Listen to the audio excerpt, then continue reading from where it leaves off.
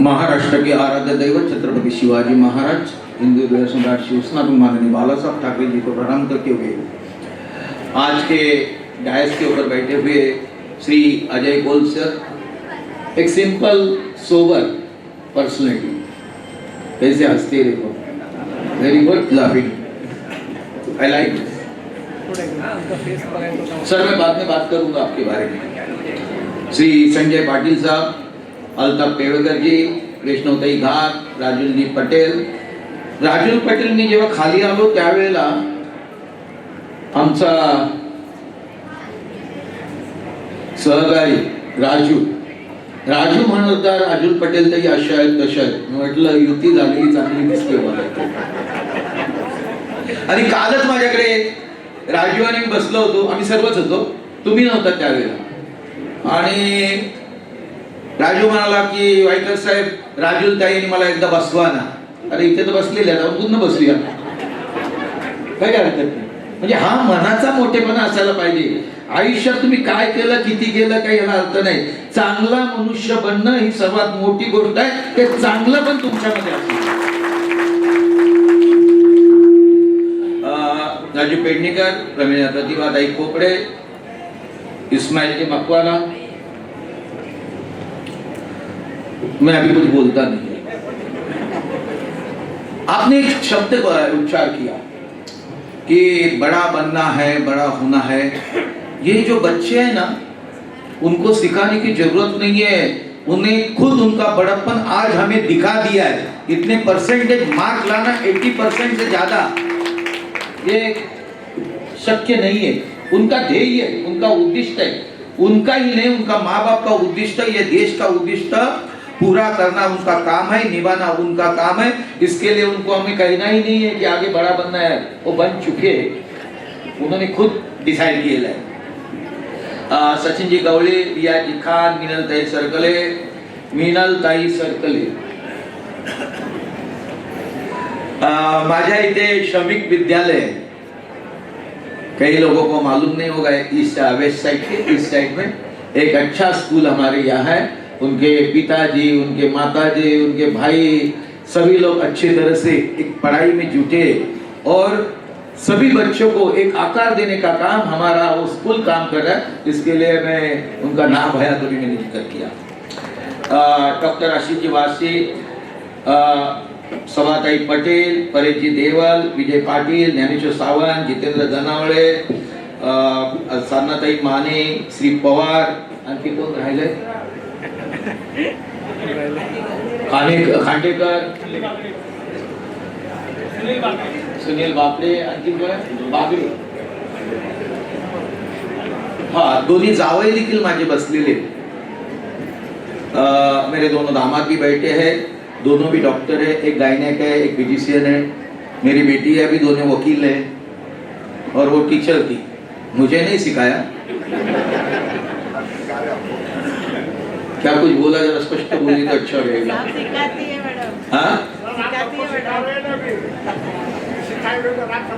ये इंडिया है ना, इंडिया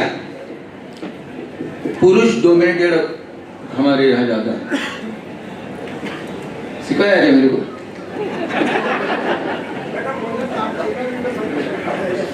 नहीं, मगर हमारा जो भी हम लोग हमेशा चर्चा करते हैं, एक उन्होंने बात नहीं बताई कि मैं सच्चा तो बोलता हूँ, मुंह के ऊपर ही बोलता हूँ, चाहे झूठा लगे, अच्छा लगे, बुरा लगे, मगर एक ड्राई पर्सन.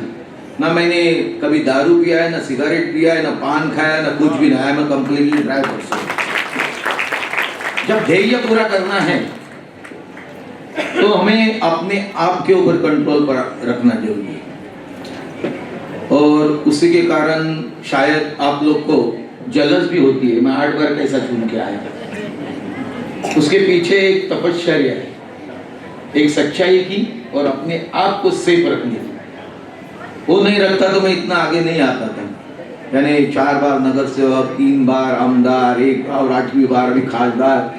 मोदी साहब को मैं मिलने को गया था, तभी हाउस चालू था लास्ट टाइम. मैंने मेरा एक लेटर, जो फॉर्मेलिटी हमारा लेटर होता है कि मुझे मिलना है. मोदी साहब बहुत काम में होते हैं, 1-1 साल कभी कभी किसी को यानी जैसा उनका क्रम होता है उसी प्रकार से। मगर मेरा लेटर जिस दिन सुबह गया, शाम को दोपहर को मेरे को लेटर आया कि कल आपको 11 बजे मोदी साहब ने बुलाया, 11:15 बजे।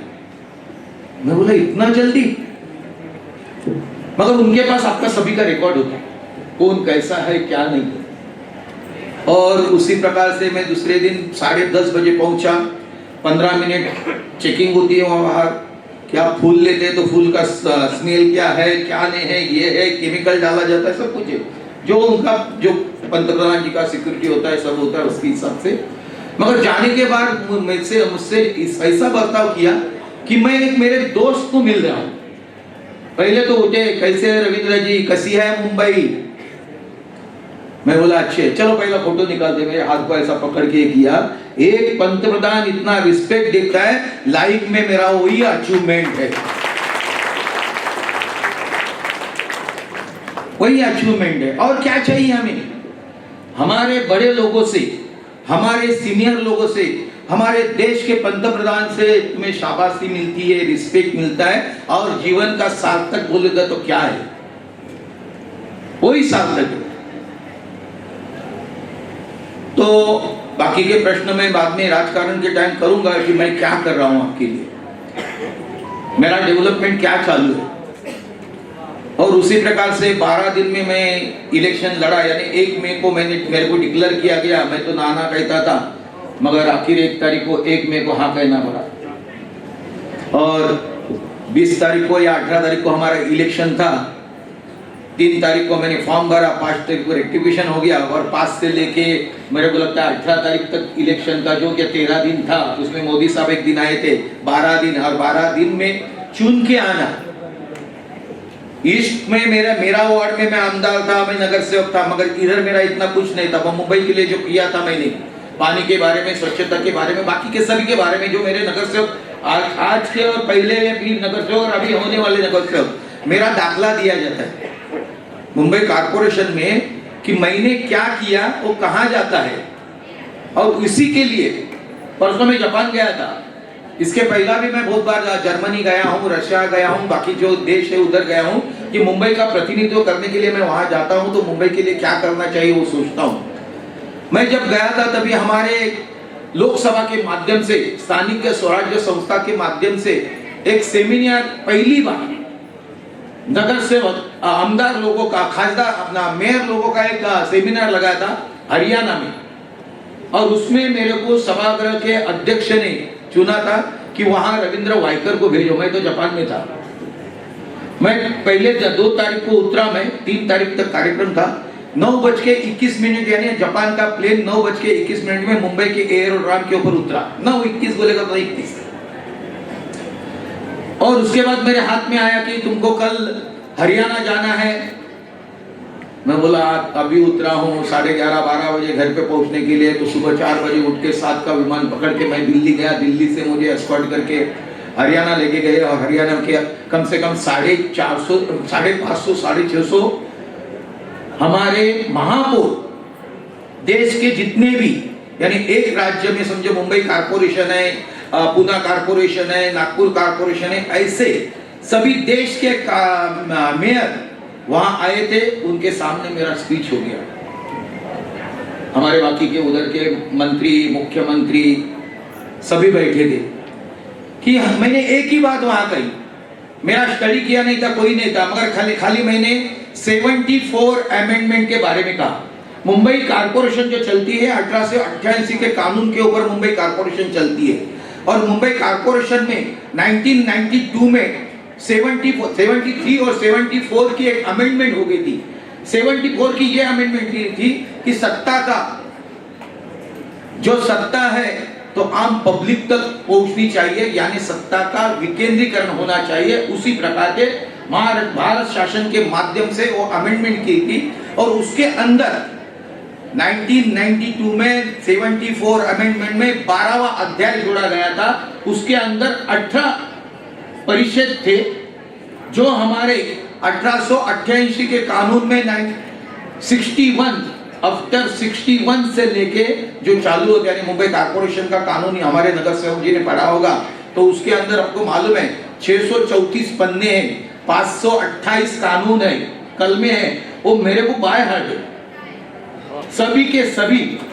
पहले में हमारा जो फॉर्म भरा जाता है, यानी जीवन और मृत्यु के बीच में हमारी कारपोरेशन है।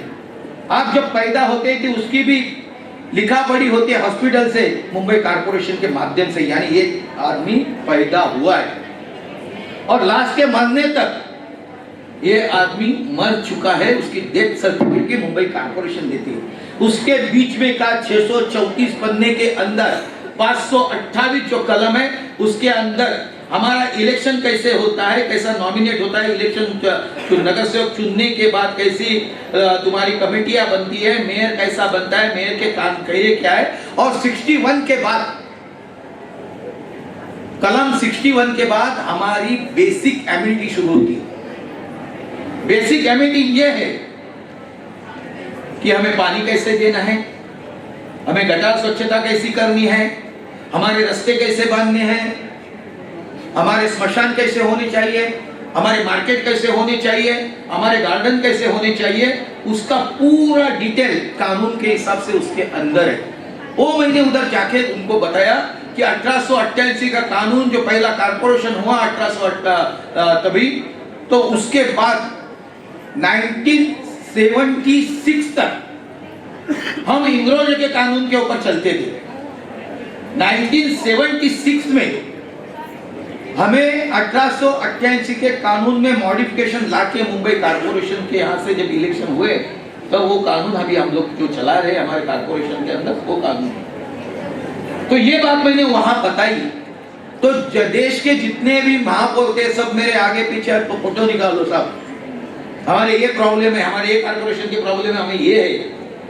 तो ये सिखाने का काम हमें करना है। मैं बाकी के नगर सेवक आते थे तो मुझे शिवसेना की तरफ से उनको सिखाने के लिए बोलते थे आप एक मुद्दे के ऊपर बोलिए, तो मैं जाता था सभी नगर सेवक के लिए। तो इसी प्रकार से हमें तभी उन्होंने कहा, कई लोगों ने गैस के ऊपर आके कहा कि हमें कमिश्नर पूछता नहीं है, कमिश्नर हमारी मांगे मानता नहीं है। मैंने यही कहा कि आपको कुछ भी मांगनी है तो कौन से कानून में मैं मांग रहा हूं ये प्रेस करो। अब ऐसे बोलेंगे साहब ये करो ना वो करो, नहीं, मेरा ये हक है, मैं ये कानून से मांगता हूं, वो आपको करना है तो मांगो, तो तुम्हारे ऊपर कोई कमिश्नर हावी नहीं होगा। इसलिए कानून का हर सेक्शन के अंदर आपको बात करना है। आज अभी बात की कौल सर के बात कि कौल सर को पद्मश्री देना चाहिए। सर, पद्मश्री के लिए खासदार का रिकमेंडेड लगता है, मालूम है आपको? विदाउट खासदार रिकमेंडेशन नहीं होता है। कल ही मेरे पास आपके यहाँ के एक एक्टर आए थे, प्रीति सपुर जी आई थी। मेरे को फोन आया था, मैं दिल्ली में आते ही मैं मिलना आपको, तो बोला मैं दिल्ली में बिजी हूँ, मैं इधर आता हूँ, तो कल आई। तो उन्होंने मुझे कहा मुझे भी पद्मश्री का चाहिए, तो आपके यहाँ से, मेरे यहाँ से लॉगिन करना पड़ता है उसको। कोई ऐसा ही बोलेगा मिलना चाहिए, नहीं होता है। सर आप करके दो। मैं वही बता रहा हूँ ना, कैसा करना चाहिए वही बता रहा हूँ, नहीं तो मैं नहीं बताता था। वो गाइडलाइन है, मैं आज आपको दे देता हूँ गाइडलाइन क्या है। तो उसी माध्यम से वो गाइडलाइन आती है, आपका फॉर्म आता है, आपका फॉर्म वहां फिल करना पड़ता है मेरे मोबाइल से, यहाँ से, मेरे यहाँ से, मेरे ईमेल से, आपके नहीं, मेरे ईमेल से आपका नाम उधर रिकमेंडेड के लिए जाना चाहिए। वो ओटीपी आता है, ओटीपी आने के बाद वो वहां सबमिशन होता है। अदरवाइज ऐसा सबमिशन नहीं था। कहीं नहीं कहा हम मुख्यमंत्री को कहेंगे, ऐसा नहीं है। वो गृह मंत्री के पास जाता है और वहां से भी सिलेक्ट होता है, तो राज्य को पूछा जाता है कि बाबा कौन कौन इसमें ये है, उसकी जानकारी क्या है, मगर फॉर्म जाता है खासदार के पास। और मुझे लगता है अच्छे आदमी का रिकमेंडेड करना अच्छा है, आपका रिकमेंडेड जरूर करूंगा।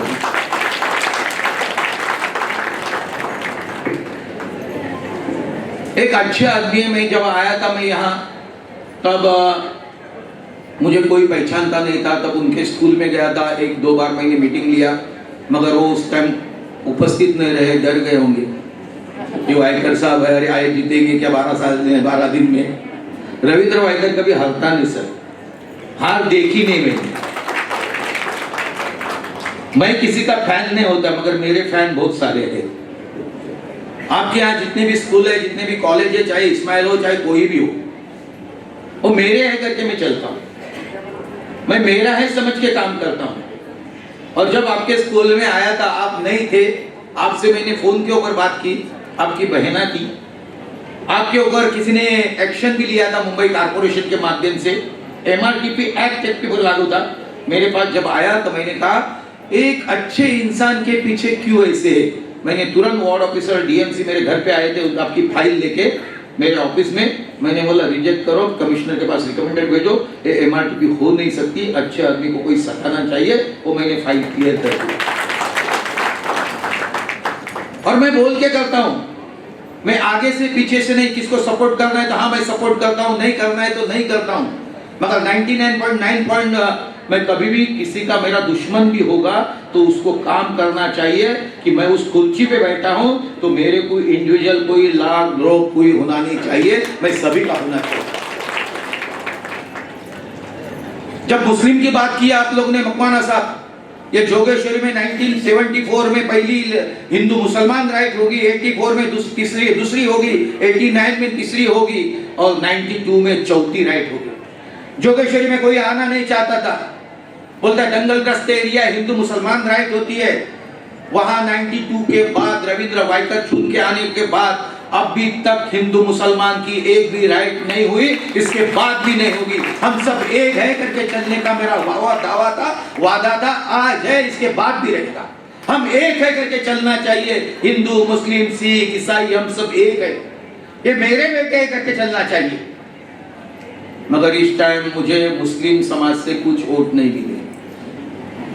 3.5 लाख वोटों में रविंद्र वाइकर को हार्डली 2000 वोट और 1,89,000 मेरे अपोजिशन को वोट मिले। हमारे साथ सब डाटा है, चाल वाइज, रूम वाइज सब है। मगर ठीक है, हर एक का ये रहता है, व्यू रहता है, वोट किसको देना, क्या देना, अपना हक है, तो लोकशाही का हक है। इसके लिए मैं नहीं नाराज नहीं होगा, नाराज तो मन में हुआ मगर काम में नाराज नहीं होगा। आज नहीं तो कल देंगे, मुझे उनके अंदर परिवर्तन करना ये मेरा ध्येय होना है और अच्छाई लेके परिवर्तन करना मेरा ध्येय है। मुझे अच्छाई लेके जाना है। बुरा तो सब करते हैं और इजी हो जाता है, मगर मुझे अच्छाई करनी है। मेरा देश एक करके रखना है, इकट्ठा रखना है। और इसीलिए जो भी बच्चे सब मेरे हैं, आगे जो भी प्रॉब्लम आपका आएगा वो मेरा प्रॉब्लम आएगा। कभी भी मेरे पास आइए, चाहे कोई भी प्रॉब्लम हो, आपके लिए मैं खड़ा हूं, पीछे नहीं आपके आगे खड़ा रहूंगा। तो ज्यादा बात नहीं करूंगा। आप सब अच्छे बच्चे हैं, सुशील बच्चे हैं, आप लोगों ने अच्छी पढ़ाई की है, मन से की है। आगे जो भी आएगा, मगर एक बात करता हूं मैं, डॉक्टर इंजीनियर यही बनना उद्दिष्ट नहीं है। IAS बनो, वही उद्दिष्ट रखो। अभी मेरे दामाद दोनों भी डॉक्टर है, एक गायनेक है, फिजिशियन है, वकील है, ये है। हमें लोगों का काम करना है तो अपने पास अधिकार होना बहुत जरूरी है। जो अधिकार IAS में मिलता है। अभी बाकी की चीज नहीं बोलता हूँ मैं, जो मेरा अनुभव है। मैं अभी इनकम टैक्स के बिल जो 1925 का जो अभी नया बिल हो गया, उसके अंदर भी मेरे को लिया गया, हेल्थ में लिया गया, सब कोऑर्डिनेशन कमेटी में लिया गया, बहुत सारी कमेटी में मुझे लिया गया। मुझे मालूम नहीं था मुझे लेगी, मगर मालूम नहीं, गवर्नमेंट ने किया तो मैं स्टडी करता हूँ, हमेशा स्टडी करता हूँ। अभी मैं इनकम टैक्स में मास्टर हुआ हूँ। गए 2 महीने में मैं 34 बार हमारी सिटिंग हुई, 34 बार दिल्ली गया हूं, 34 बार दिल्ली से मुंबई आया 2 महीने। इनकम टैक्स बिल सिंप्लीफाई करना है मेरे, जो कॉम्प्लिकेटेड है, हमें टैक्सेस जो कॉम्प्लिकेटेड किए थे, हमारे पंतप्रधान जी के माध्यम से, हमारे फाइनेंस मिनिस्टर के माध्यम से, हमारे जो अध्यक्ष है ओम बिरला जी, उन्होंने कमेटी बनाई थी, उसके अंदर मुझे सदस्य दिया गया। तो उसी प्रकार से आपका नाम दूसरे भी सजेस्ट करना चाहिए कि इनको लो, वो करेंगे काम। तो इसीलिए मैंने पालक मंत्री था, गार्डन मिनिस्टर था रत्नागिरी में 100 से 100% क्रिकेट लगता था मेरे टाइम में, अभी भी लगता है। तो मैं वहाँ के बच्चे लोग को किताबें, बाद में बैग और घड़ी देता था। 10-10 हजार लड़के लोग को। 9 मेरे पास एरिया थे, यानी खेड़ है, चिपलून है, दापोली है, संगमेश्वर है, रत्नागिरी है। वहां के सभी बच्चे 100% मार्क लाते थे, 100%। कल भी एक लड़की को हमने फेलिसिटेट किया, 100